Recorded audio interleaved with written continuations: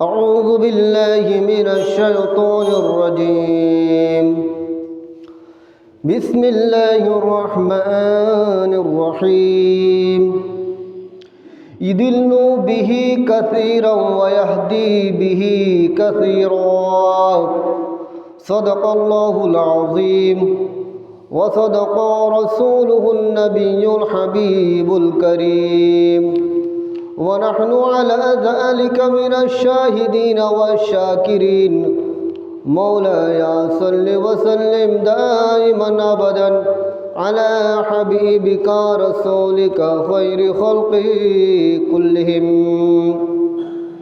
उपस्थित मुअज़्ज़ज़ मुहतरम वाजिबुल एहतराम सामिईन आशिकीन महबूबीन आशिक रसूल गुलामान रसूल रहमानी व रहमकुमुल्लाहु ताला अस्सलामु अलैकुम व रहमतुल्लाहि व बरकातुहू। আল্লাহ পাক রব্বুল আলামিনের দরবারে শুকরিয়া আদায় করছি যে আল্লাহ পাক রব্বুল আলামিন আমাদেরকে হায়াত দিয়ে সুস্থ রেখে ভালো রেখে আজকে শাবান মাসের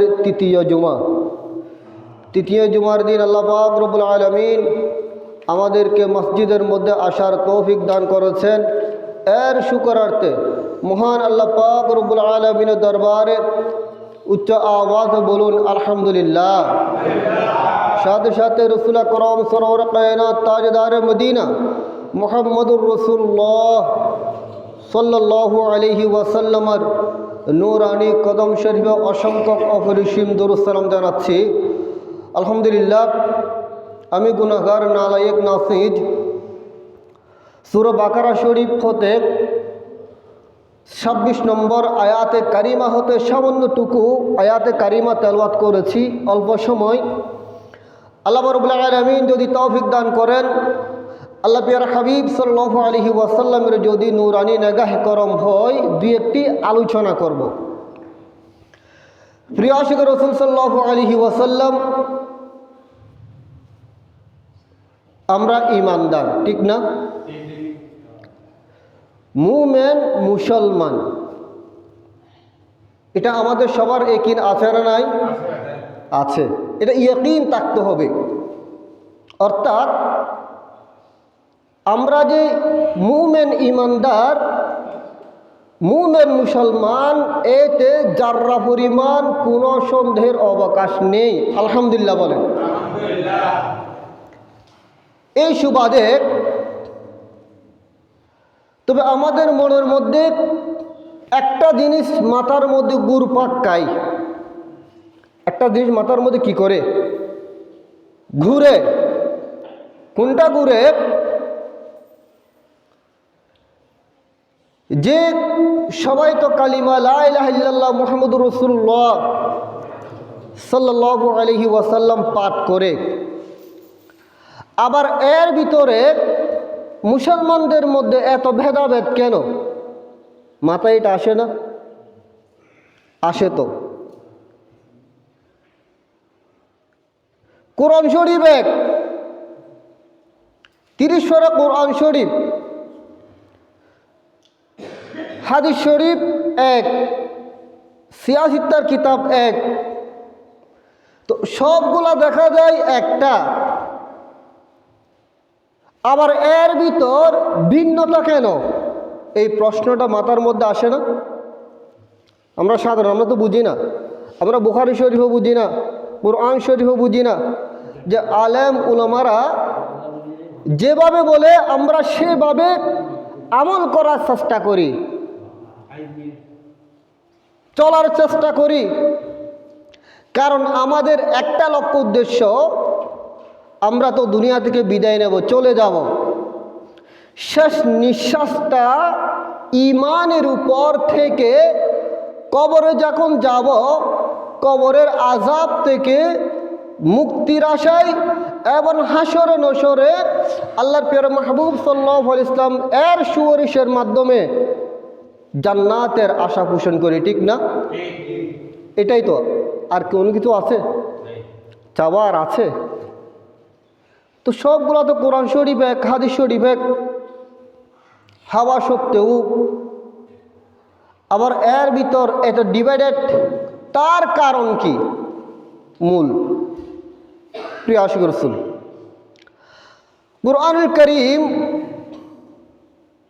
30 পারা কুরআন শরীফ, যে কুরআনুল কারীম আল্লাহর প্রিয় মাহবুব সাল্লাল্লাহু আলাইহি ওয়াসাল্লামের উপর আল্লাহ অবতীর্ণ করেছেন। সুবহানাল্লাহ বলুন। কারণ কুরআনে পাকের শুরু দিয়ে আল্লাহ বলেছেন, বিসমিল্লাহির রহমানির রহিম, আলিফ লাম মিম, যালিকাল কিতাবু লা রাইবা ফীহি হুদাল লিল মুত্তাকিন। বার করে বলুন সুবহানাল্লাহ। শুরু দিয়ে বলেছেন লা রাইবা, কুরআনুল কারীমের মধ্যে কোনো সন্দেহ নেই, শুবা নেই, শক নেই। কারণ আল্লাহর প্রিয় মাহবুব সাল্লাল্লাহু আলাইহি ওয়াসাল্লাম আল্লাহর কথা ব্যতীত ওমা ইয়ানতিকু আনিল হাওয়া ইন হুয়া ইল্লা ওয়াহয়ুন ইউহা। বার করে বলুন সুবহানাল্লাহ। আমার মাহবুব সাল্লাল্লাহু আলাইহি ওয়াসাল্লাম আল্লাহর কথা ব্যতীত কোনো কথা বলেন না। কিন্তু এই কোরআনে পাকের মধ্যে আল্লাহ পাক রব্বুল আলামিন বলেছেন ইউদিল্লু, এটা হচ্ছে যে ইউদিল্লু বিহি কাসীরা ওয়া ইয়াহদি বিহি কাসীরা। সূরা বাকারার 26 নম্বর আয়াত। কয় নম্বর আয়াত? 26 নম্বর। কত নম্বর আয়াত? এটা আমাদের মনে রাখতে হবে, ক্লাসের মতো। 26 নম্বর আয়াত। যে কোরআনের পাক, কোরআন শরীফ তেলাওয়াত করে, পাঠ করে, পড়ে, ইউদিল্লু বিহি কাসীরা, অনেকে গুমরা হয়ে যাবে। কি হয়ে যাবে? অনেকে কি হয়ে যাবে? গুমরা হবে। গুমরা কারা? দিন থেকে, ধর্ম থেকে, ইসলাম থেকে। আল্লাহর প্রিয় হাবিব সাল্লাল্লাহু আলাইহি ওয়াসাল্লাম যে নিয়ম কানুন দিয়েছেন, দিন ইসলাম এনেছেন, এই ইসলাম থেকে দূরে সরে যাবে, গুমরা হয়ে যাবে। ইউদিল্লু বিহি কাসীরা। আবার এই কুরআন কারীম পাঠ করে, কুরআনুল কারীম স্টাডি করে,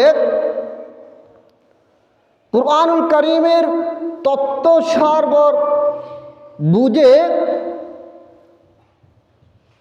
ওয়াহদি বিহি কাসীরা, হেদায়েত হবে। অনেকে কি হবে? হেদায়েত হবে। সুবহানাল্লাহ বলুন। তাহলে কুরআন শরীফ নিজেই বলছেন, আমি কুরআনুল কারীমকে পাঠ করে পড়ে গুমরা হয়ে যাবে, আবার আমি কুরআনুল কারীম পাঠ করে বুঝে সুঝে হেদায়েত হবে, জান্নাত অর্জন করতে পারবে। সুবহানাল্লাহ বলুন। প্রশ্ন হচ্ছে এখন, কারা গুমরা হবে, কারা হেদায়েত প্রাপ্ত হবে? সুবহানাল্লাহ বলুন। সালাতুন ইয়া রাসূলুল্লাহ আলাইকুম সালামুন ইয়া सुना है रहती है आका फकत मदीना में, सुना है रहती है आका फकत मदीना में, गलत है रहती है वो आशिकों की सीनों में। सलातुन या रसूलल्लाह अलैकुम सलामुन या। প্রিয় আশিক রাসূল সাল্লাল্লাহু আলাইহি ওয়াসাল্লাম, আমি একটা এক্সাম দেব, একটা মিসাল দেব। ফুল আছে না, ফুল, শাপলা ফুল, গোলাপ ফুল, জবা ফুল, এরকম অসংখ্য ফুল আছে না নাই? ফুলের বাগান যারা করে তারা তো বলতে পারে। এই ফুল থেকে যেগুলি ভ্রমর আছে, মধুপোকা আছে, মধুপোকা ফুল থেকে রস আহরণ করে, ঠিক না? কি আহরণ করে? মৌমাছি, মৌমাছি কোথায় যাও নাচি নাচি দাঁড়াও না একবার, ভাই একটা কবিতা লিখেছেন, কবিতা আছে। ওই ফুল ফুটে বনে যাই মধু আহরণে, দাঁড়াবার সময় তো নাই। এটা বাংলার মধ্যে আছে। তো আমি যাচ্ছি, ওই যে ফুল ফুটেছে, ফুলটাকে ঘ্রাণ নেওয়ার জন্য। কি নেওয়ার জন্য? ঘ্রাণ নেওয়ার জন্য রস আহরণ করে। ওই রসগুলা মধুতে পরিণত হয়। বর করে বলুন সুবহানাল্লাহ। কিতে পরিণত হয়? মধু। ইয়াখরুজু মিন বুতুনিহা শরাবুন মুখতালিফুন আলওয়ানুহা ফিহি শিফাউল লিন্নাস। বর করে বলুন সুবহানাল্লাহ। আমি সেদিকে যাচ্ছি না। মধুপোকা ফুল থেকে রস আহরণ করে এগুলি মধুতে পরিণত হয়। কিন্তু কোয়েশ্চন হলো, মধু কিভাবে তৈরি হয়? কারণ কিতাবের মধ্যে আছে, আল্লামা জালালউদ্দিন রুমি রহমতুল্লাহ আলাইহি মুস্তাফি শরীফের মধ্যে এনেছেন, আল্লাহ পিরা হাবিব সাল্লাল্লাহু আলাইহি ওয়াসাল্লাম মধুপোকাকে জিজ্ঞেস করেছেন, হে মধুপোকা, তোমরা মধু কিভাবে তৈরি করো? তোমরা তো রস আহরণ করো, কিন্তু মধু কিভাবে হয়, মিষ্টি কিভাবে হয়? আল্লাহর কুরআন কারীম বলেছেন যেগুলো মানুষের জন্য শেফা হয়ে যায়। তখন মধুপোকারা জবাব দিয়েছেন, ইয়া রাসূলুল্লাহ সাল্লাল্লাহু আলাইহি ওয়াসাল্লাম, আমরা যখন রস থেকে মধু আহরণ করি, আপনার রস আহরণ করি, রস চিবিয়ে নিই, আনার সময় ইয়া রাসূলুল্লাহ আপনার উপর দরুদ শরীফ পাঠ করি, ওই দরুদ শরীফের বরকতে আল্লাহ পাক রব্বুল আলামিন ওই ত্বক জিনিসটাকে আল্লাহ মধুরূপে পরিণত করে দেয়। বর করে বলুন সুবহানাল্লাহ। আমার নবীর উপর দরুদ শরীফ। প্যারা হাজিরিন, আমি সেদিকে যাচ্ছি না। আলোচনা করতে গেলে অনেক কিছু, সময় সংক্ষিপ্ত। এখন ভ্রমরু আহরণ করে, মধুপোকা আহরণ করলে কি হয়ে যায়? মিষ্টি হয়ে যায়। কি হয়ে যায়? মিষ্টি শেফা হয় রস আহরণ করলে। কিন্তু ভুমরা যখন আহরণ করে, আমরা ভুমরা চিনি না? ভুমরা তো চিনি, ভুমরাও তো রস আহরণ করে। এখন ভুমরার পেটের মধ্যে গেলে ওগুলা কি হয়ে যায়? বিষ হয়ে যায় না? তো সেম ভুমরাও যেমন পোকা, মধুপোকাও পোকা। ভুমরার মধ্যে যতগুলা ফাও আছে, মধুপোকার মধ্যেও ততগুলা ফা আছে। ভুমরার মধ্যে যেমন 2টা ডানা, মধুপোকার মধ্যেও 2টা দানা। কারণ কি? এ মধুপোকারা, তোমার ভিতর যখন ওই রসগোলা যায়, মিষ্টিতে পরিণত হয়ে যায়, যেগুলা মানুষের জন্য শেফা হয়ে যায়। আবার ওদিকে ও বুমরা তোমাদের পেটের মধ্যে যায়, এগুলা তো আপনার মিষ্টি হয় না, বিষে পরিণত হয়। তার কারণ কি? আপনার মধুপোকা জবাব দেবে, আমরা যখন রস আহরণ করি, আমরা আমার পেয়ারা মুস্তাফার উপর দরুদ শরীফ পাঠ করলে ওগুলা মিষ্টি হয়ে যায়। বড় করে বলুন সুবহানাল্লাহ। কিন্তু ভুমরার গোলাপ ব্যতিক্রম, ঠিক না? ব্যতিক্রম। তাহলে বুঝে যাচ্ছে সব কিছুর মূল হচ্ছে আমার রসুলের মোহাব্বত, ঠিক কিনা বলুন প্যারা হাজিরিন। ঠিক কুরআনুল কারীম এক, হাদিস শরীফ এক, কিন্তু এই কুরআনুল কারীমের জ্ঞান এটা আপনাকে স্টাডি করতে হবে মদিনা ওয়ালার এলম দিয়ে। বড় করে বলুন সুবহানাল্লাহ। আর মদিনা ওয়ালা সাল্লাল্লাহু আলাইহি ইসলাম এর এলম ব্যতীত, মোহব্বত ব্যতীত ডাইরেক্ট যদি চেষ্টা করেন, ওগুলা মিষ্টি হবে না। ওই এলমগুলা হবে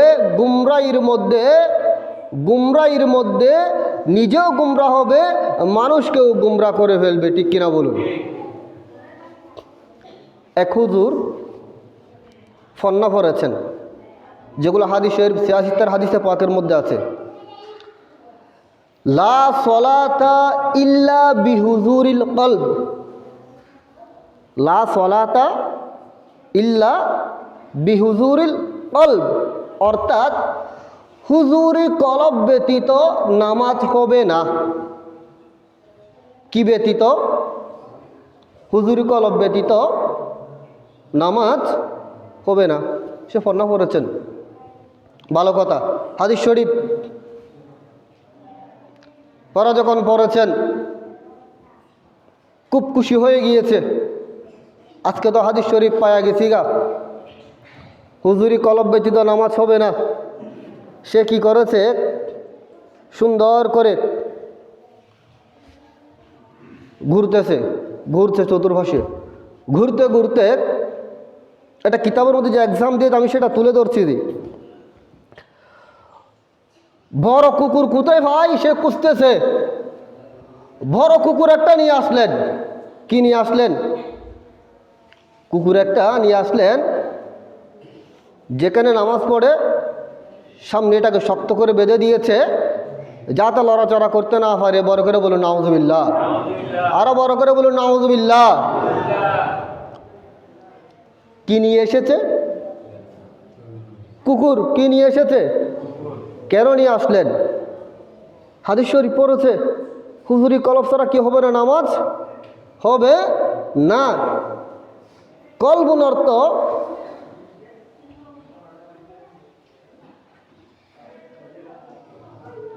কফ লাম্বা, কলবুন,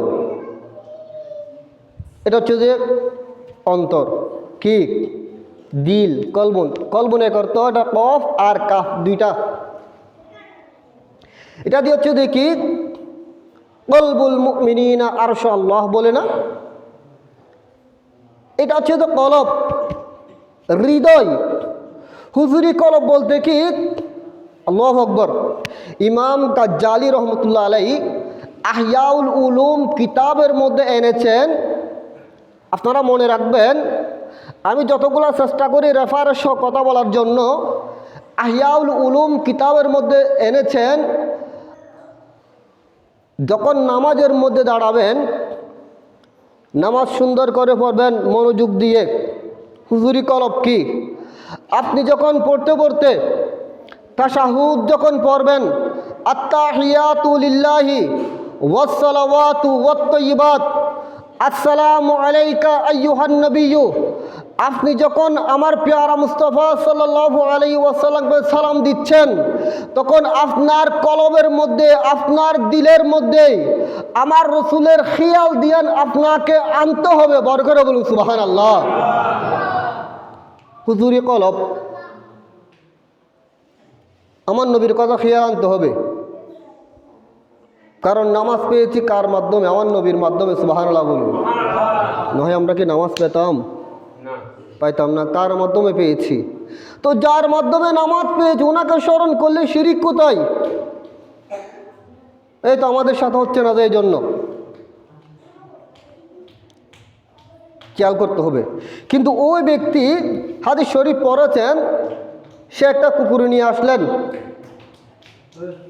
হুজুরি কলব। কি কলব? হুজুরি কলব। এখন সবাই তো তাজ্জব হয়ে গিয়েছে। কারণ কি? হুজুরের মাথা মনে খারাপ হয়ে গিয়েছে। কুকুর একটা নিয়ে আসলেন, নামাজ পড়ার সামনে বেঁধে দিয়েছে। সবাই হুজুরকে ধরলেন, হুজুর আপনি এটা কি কাজ করলেন? বললেন, খবরদার, আমি হাদিস শরীফের মধ্যে পেয়েছি, লা সলাতা ইল্লা বিহুজুরিল কলব, হুজুরি কলব ব্যতীত নামাজ হবে না, এই জন্য নিয়ে আসছি। বড় করে বলুন নাউজুবিল্লাহ। সবাই তো তাজ্জব হয়ে গিয়েছে। আচ্ছা, একটা কাজ করতে হবে, এই ঠিক আছে, আরেকটা হুজুরের কাছে যাই, একটা কার কাছে যাই, আর একটা বিজ্ঞ একটা আলেমের কাছে গিয়েছে, হুজুর আমাদের ইমাম সাহেব তো এরকম একটা কাজ করলেন, উনি নাকি বলছে যে হুজুরি কলব চড়া নামাজ হবে না, এই জন্য কুকুর একটা নিয়ে আসলেন, এখন আমরা কি করতে পারি? হাদিস শরীফটা আপনি একটু দেখুন, সুবহানাল্লাহ বলুন। তখন হুজুর দেখেছেন হাদিস শরীফ ঠিক আছে, লা সলাতা ইল্লা বিহুজুরিল কলব, হাদিস শরীফ ঠিক আছে, হুজুরি কলব চড়া নামাজ হবে না, সেখানে কলবের কথা বলেছেন, এক মন এক দিয়ান, আল্লাহ রসুলের খেয়াল দিয়ানের কথা বলেছেন, আর ওই হুজুর বলেছেন কুকুর। কুকুর বুঝেছেন? নাউযুবিল্লাহ বলুন। তাহলে বুঝার মধ্যে বেশ কম হচ্ছে না? বেশ কম হচ্ছে। এটা নজরানা, দৃষ্টিভঙ্গিটা ক্লিয়ার হতে হবে। কীরকম? আমি চক্ষু আপনার, এটা কার চক্ষু? আমাদের না? আল্লাহ দুটা চক্ষু দিয়েছেন, যেটা দিয়ে আসমান জমিন সব কিছু আমরা দেখছি, দুনিয়ার সৌন্দর্য দেখছি, মায়ের চেহারা দেখছি। মায়ের চেহারা দেখা ইবাদত, কাবা শরীফ দেখা ইবাদত, মদিনা শরীফ দেখা ইবাদত। এটা আল্লাহর দরবারে শুকর আদায় করতে সকলে বলুন আমিন। আল্লাহ আমাদেরকে একবার মক্কা শরীফ মদিনা শরীফ জিয়ারত নসিব করুন, সকলে বলুন আমিন। এটা চক্ষু। এটা কি? চোখ। আচ্ছা, এই চোখ আপনার কপালে দুই চোখ, আপনার ফ্যামিলির মধ্যে, পরিবারের মধ্যে, কার মধ্যে? পরিবারের মধ্যে মা আছে না? আছে না নাই?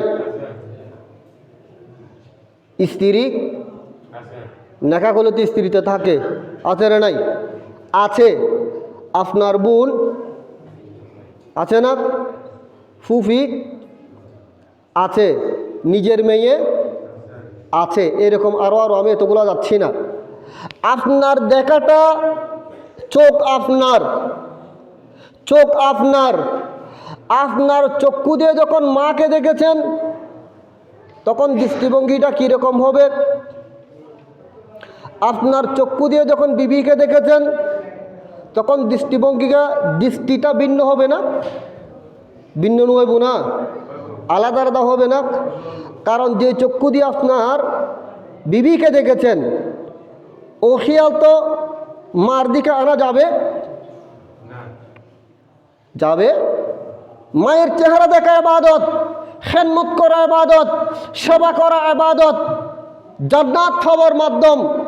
যার পেটের ভিতর 10 মাস 10 দিন ছিলাম, তো তাকে দেখা আর স্ত্রীকে দেখা ভিন্ন হবে না? ভিন্ন হবে। সুবহানাল্লাহ। বোন, নিজের বোন, দুনিয়াবি নিজের শালিকে দেখা ভিন্ন হবে না? ভিন্ন হবে। তো চক্ষু তো আপনার, চক্ষু কার? আপনার, আমার, কিন্তু দেখার মধ্যে ভিন্ন আছে না নাই? ভিন্ন আছে না নাই? তো এক করা যাবে দেখার মধ্যে? সেম মাকে যে দৃষ্টিতে দেখেছেন বিবিকে ওই দৃষ্টিতে দেখা যাবে? বোনকে যে দৃষ্টিতে দেখেছেন শালিকে ওই দৃষ্টিতে দেখা যাবে? যাবে না। আমি এটা বলতে চাচ্ছি, পেয়ারা হাজরিন, ইমানদার, চক্ষু আপনার।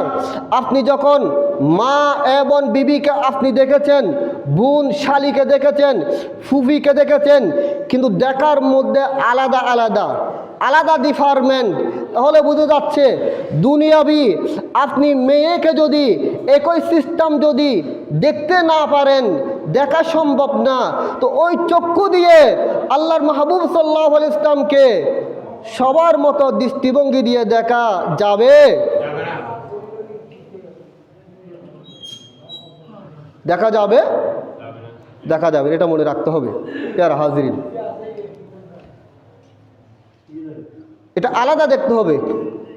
আবু জাহেলও আমার নবীকে দেখেছেন। আবু জাহেল, হযরত সিদ্দিকা আকবর রাদিয়াল্লাহু তাআলা আনহু আমার নবীকে দেখেছেন। সুবহানাল্লাহ বলুন। দেখার মধ্যে ভিন্নতা আছে না নাই? আবু জাহেল কাফের, আর সিদ্দিক আকবর এটা সিদ্দিক হয়েছেন। সুবহানাল্লাহ বলুন। মুসনদ শরীফ থেকে মাকামে নবুয়তের মধ্যে নকল করেছেন, মুসনদ শরীফ থেকে যিনি আল্লামা জালালউদ্দিন রুমি রহমতুল্লাহ আলাইহি, একদিন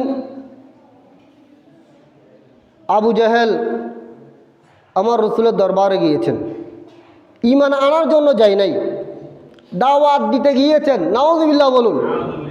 কিসের দাওয়াত? মূর্তি পূজা করা দাওয়াত দিতে গিয়েছেন। তাহলে বুঝে যাচ্ছে যে জায়গায় আমার রসুলকে আবু জাহেল দাওয়াত দিতে গিয়েছেন, ওই আবু জাহেলের অনুসারীরা ইমানদারদেরকেও দাওয়াত দেবে, ঠিক কিনা বলুন? আমাদেরকে বাঁচতে হবে সেখান থেকে। দাওয়াত দিতে গিয়েছেন মুহাম্মদ, আমরা যে খুদার ইবাদত করি ওই খুদাকে দেখা যায়, কারণ ভূতগুলাকে দেখা যায় না। তখন মক্কা শরীফের মধ্যে ভূত ছিল, ভূত মূর্তি ছিল। এখন তুমি যে খুদার ইবাদত করো ওই খুদাকে তো দেখা যায় না। আল্লাহকে কি দেখা যায়? আল্লাহকে এই জন্য ইবাদত করতে বলেছেন, এমনিভাবে ইবাদত করো যেমনিভাবে আল্লাহকে দেখো। ফাইনলাম তাকুন তারাহু ফাইন্নাহু ইয়ারাকা। আমরা আল্লাহকে না দেখলেও আল্লাহ আমাদেরকে দেখছেন। সুবহানাল্লাহ বলুন। তখন আমার প্রিয় মুস্তাফা সাল্লাল্লাহু আলাইহি ওয়াসাল্লাম জান নাই আমি কেন ভূতঘরের মধ্যে যাব, এইরকম দাওয়াত দিচ্ছেন।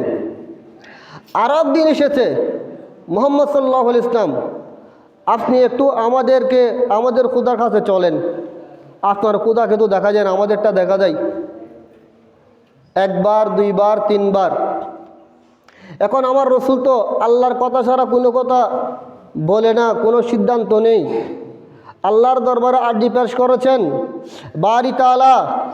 আবু জাহেল তো বারবার আমার কাছে আসছেন, আমাকে বলছেন ভূতখানায় যাওয়ার জন্য। এখন আমি কি করব? তখন আল্লাহ রাব্বুল আলামিন হুকুম দিয়েছেন, ইয়া রাসূলুল্লাহ সাল্লাল্লাহু আলাইহি ওয়াসাল্লাম, কালকে যখন আবু জাহেল আপনাকে দাওয়াত দিতে আসবে, আপনি আবু জাহেলের সাথে যাবেন। বড় করে বলুন সুবহানাল্লাহ। তখন আমার প্রিয় মুস্তাফা সাল্লাল্লাহু আলাইহি ওয়াসাল্লাম বলেছেন, আল্লাহ আমি যাব। আমি কি যাব? বললেন হ্যাঁ আপনি যাবেন। যাওয়াটা হচ্ছেন আপনার কাজ, আর অবশিষ্ট কাজ করে এটা আমি আল্লাহর দায়িত্ব। বড় করে বলুন সুবহানাল্লাহ।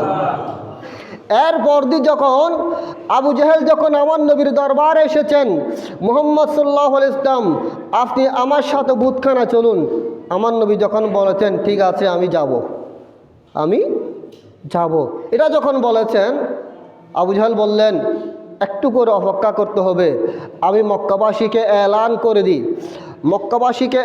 করে দিই যে মুহাম্মদ সাল্লাল্লাহু আলাইহি ওয়াসাল্লাম ভূতখানার মধ্যে যাচ্ছেন, আমাদের ভূতের নাউযুবিল্লাহ সেখানে যাচ্ছেন। আমি এলান করে দিই যাতে মক্কাবাসী সবাই এসে আপনাকে দেখে। তাজ্জব ব্যাপার। আমার প্রিয় মুস্তাফা সাল্লাল্লাহু আলাইহি ওয়াসাল্লাম, ঠিক আছে তোমার কাজ তুমি করো। তোমার কাজ তুমি কি করো? তুমি করতে থাকো। এরপর আবু জাহেল সারা মক্কা শহরের মধ্যে হেঁটে হেঁটে যারা কাফের ছিল, মুশরিক ছিল, সবাইকে দাওয়াত দিয়েছে যে মুহাম্মদ সাল্লাল্লাহু আলাইহি ওয়াসাল্লাম ভূতখানার মধ্যে আসবে, তোমরা সবাই আসো। তিনি বলেছেন বুঝে শুধু মুহাম্মদ সাল্লাল্লাহু আলাইহি ওয়াসাল্লামকে ঠিক করেছি। নাউযুবিল্লাহ বলুন। প্রিয় হাজিরিন, মাথার মধ্যে রাখতে হবে সবাই মক্কা শরীফের মধ্যে উপস্থিত। আল্লাহর মাহবুব সাল্লাল্লাহু আলাইহি ওয়াসাল্লাম মক্কা শরীফের মধ্যে আসবে, ভূতখানার মধ্যে আসবে, তামাশা দেখবে। সবাই উপস্থিত হয়েছে। আমার রসুল এসেছেন, আবু জাহেলও এসেছেন। আবু জাহেল যখন ভূতখানার মধ্যে যখন প্রবেশ করেছেন, ওই ভূতের সামনে আবু জাহেল মাথা নত করে দিয়েছে, সিজদা দিয়ে দিয়েছে। আর আমার দয়াল নবী, দু জাহানের বাদশাহ, শফিউল মুজতাবিন মুহাম্মদুর রাসূলুল্লাহ সাল্লাল্লাহু আলাইহি ওয়াসাল্লাম যখন ভূতখানার মধ্যে যখন গিয়েছেন, যাবার সাথে সাথেই যতগুলো ভূত ছিল সবগুলো আমার নবীর কদমের মধ্যে সিজদা দিয়ে দিয়েছেন। বড় করে বলুন সুবহানাল্লাহ। সবগুলো আমার নবীর কদমে। শানে মুস্তাফা ওয়া রাফা'না লাকা যিকরাক, বড় করে বলুন সুবহানাল্লাহ। আমার নবীর শান তাজ্জব হয়ে গিয়েছে, তাজ্জব হয়ে গিয়েছে। পেয়ারা হাজরিন, তাহলে আমি এটা বোঝাতে চাচ্ছি, দেখার দৃষ্টিভঙ্গি এক করা যাবে যাবে না। এই যে আমার রসুলকে সিদ্দিকে আকবর রাদিয়াল্লাহু তাআলা আনহু দেখেছেন, তিনি সিদ্দিক হয়েছে। আনবিয়া কেরামের পরের স্টেট সিদ্দিকে আকবর হয়েছেন। আবু জাহলও দেখেছেন, তাহলে দেখার মধ্যে এক নয়। ঠিক আমি এটা বোঝাতে চাচ্ছি, এই কোরআনুল করিম সবাই পাঠ করবে, কিন্তু পাঠের মধ্যে কি আছে? কেউ পাঠ করে গুমরা হয়ে যাচ্ছে, আবার কেউ পাঠ করে ইমান মজবুত হয়ে যাচ্ছে। আমি একটা আয়াতে কারিমের উদাহরণ দেব, সময় সংক্ষিপ্ত, একটু সময় নিচ্ছি। এটা হচ্ছে যে সূরা আনফাল, 9 পারা সূরা আনফাল, আয়াত নম্বর 30, আয়াত নম্বর হত 30। বিসমিল্লাহির রহমানির রহিম। ওয়ায়ামকুরুল্লাহু ওয়াল্লাহু খায়রুল মাকিরিন। এই আয়াতে কারিমা এখানে অর্থ করেছেন, অনেক অর্থ করেছেন আপনার শাহ আব্দুল কাদের, তিনি অর্থ করেছেন এবং তারাও প্রতারণা করত এবং আল্লাহও প্রতারণা করতেন। নাউযুবিল্লাহ বলতে হবে না? আল্লাহ কি প্রতারণা করে? প্রতারণা আল্লাহ শানে কি প্রতারণা বলা যাবে? শব্দটি বলা যাবে? যাবে যাবে না। আরেকজন করেছেন, এটা হচ্ছে শাহ রফিউদ্দিন, তিনি বলেছেন এবং প্রতারণা করত তারা, আর প্রতারণা করতেন আল্লাহ তাআলা। নাউযুবিল্লাহ। এই অর্থের মধ্যে গোলমাল খেয়াল করতে হবে। যেতে যেতে আপনার এইভাবে প্রায় অর্থ করেছেন, আল্লাহকে প্রতারণা বলেছেন, দুকাবাজি বলেছেন। এখানে আরেকটা করেছেন যে তারাও দুকা করত এবং আল্লাহও দুকা করতেন। নাউযুবিল্লাহ। তো আল্লাহকে প্রতারণাকারী, দুকাকারী বলা যাবে? বলা যাবে? বলা যাবে না। এবং আশরাফ আলী থানভী, যিনি এই দেওবন্দীদের গুরু আশরাফ আলী থানভী, তিনি করেছেন, আমি বাংলাটা বলে দিচ্ছি, এবং তারা তো নিজেদের তদবির করত এবং আল্লাহ মিয়া আপন তদবির করতেন। আল্লাহকে মিয়া বলেছেন। নাউযুবিল্লাহ বলতে হবে না? এগুলাকে আল্লাহর সামনে বলা যাবে? বলা যাবে না। এই কোথায় দুকা খেয়ে ফেলছে। কিন্তু যারা সুন্নির পক্ষ থেকে 14শত শতাব্দীর মুজাদ্দেদ আলা হযরত ফাজল বেরলভী রহমতুল্লাহ আলাইহি, তিনি অর্থ করেছেন এখানে, আর ও আপনার, আমি বাংলাটা বলে দিচ্ছি, এবং তারা নিজেদের মতো ষড়যন্ত্র করেছিল আর আল্লাহ নিজের গোপন কৌশল করেছিলেন এবং আল্লাহর গোপন কৌশল সর্বাপেক্ষা উত্তম। বর করে বলুন সুবহানাল্লাহ। তাহলে এই অর্থের মধ্যেই আল্লাহর সামনে কোনো গুস্তাখি হয় নাই, আল্লাহর সাথে কোনো কি হয় নাই, গুস্তাখি হয় নাই। কিন্তু পূর্বে যারা করেছিল এরা অর্থের মধ্যে গুস্তাখি করেছিল। বর করে বলুন নাউযুবিল্লাহ। এই যে তফাৎ। তাহলে কোরআন শরীফ পড়ে কিছু গুমরা হয়ে যাচ্ছে, আবার কিছু কি হচ্ছে, হেদায়েত হচ্ছে। তো মদিনাওয়ালার এলম দিয়ে যারা কোরআন শরীফ, হাদিস শরীফ স্টাডি করবে, পড়বে, তারা হেদায়েত হবে, ওই যে মধুফুকার মতো। আর মদিনাওয়ালা সাল্লাল্লাহু আলাইহি ওয়াসাল্লাম মুহাব্বত ব্যতীত, রাসালাত ব্যতীত যারা পড়বে, তারা গুমরা হয়ে যাবে, পথভ্রষ্ট হয়ে যাবে। ইদিল্লু বিহি কাসীরাও, তারা গুমরা হয়ে যাবে।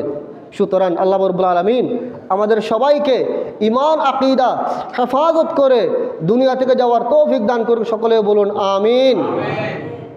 ওয়া আখিরু দাওয়ানা আনিল হামদুলিল্লাহি রাব্বিল আলামিন। আসসালামু আলাইকুম ওয়া রাহমাতুল্লাহি ওয়া বারাকাতুহু।